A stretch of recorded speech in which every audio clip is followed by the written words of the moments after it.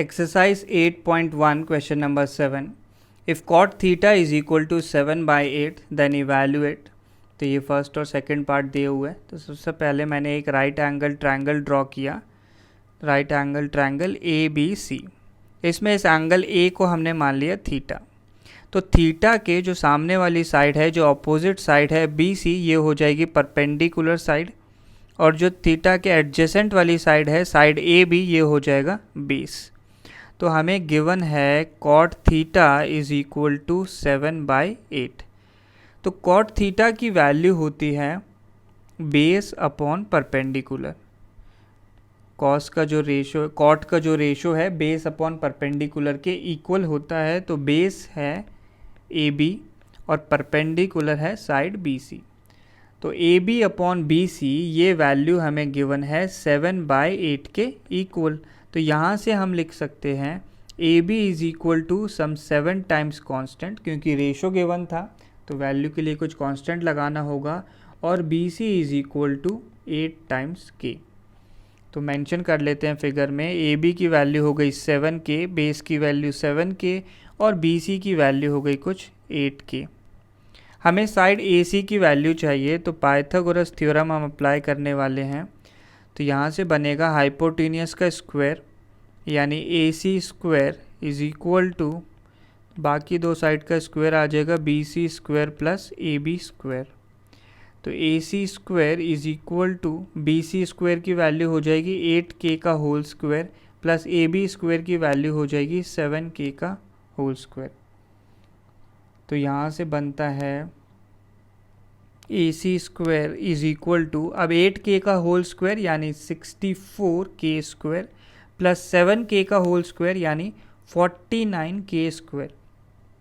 तो 64 प्लस 49 ये वैल्यू हो गई 113K स्क्वायर आ जाएगा साथ में। तो ये हो गई AC स्क्वायर की वैल्यू।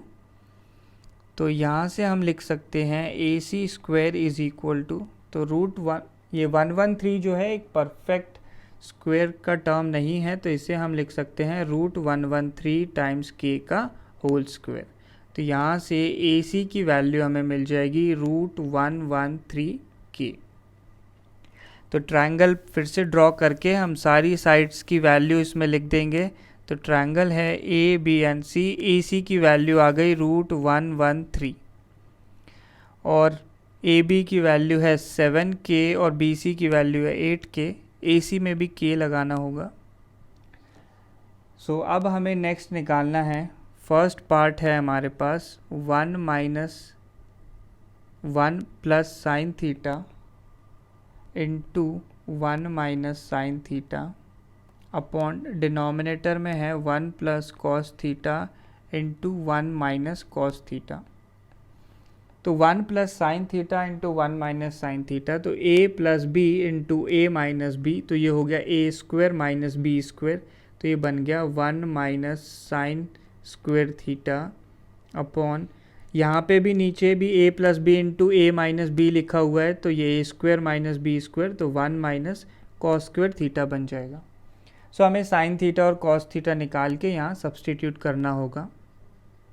सो साइन थीटा की वैल्यू होती है, ये बनता है परपेंडिकुलर अपॉन हाइपोटेन्यूस। तो A एंगल हमने थीटा माना है, तो BC है परपेंडिकुलर और AB है बेस और AC है हाइपोटेन्यूस। तो परपेंडिकुलर हो गया BC और हाइपोटेन्यूस है AC। तो BC की वैल्यू है 8K और AC की वैल्यू निकाली है √113K।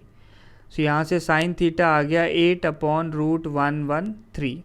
नेक्स्ट कॉस थीटा निकालना है, तो कॉस थीटा होता है बेस अपॉन हाइपोटेन्यूस, तो ये हो गया AB अपॉन AC।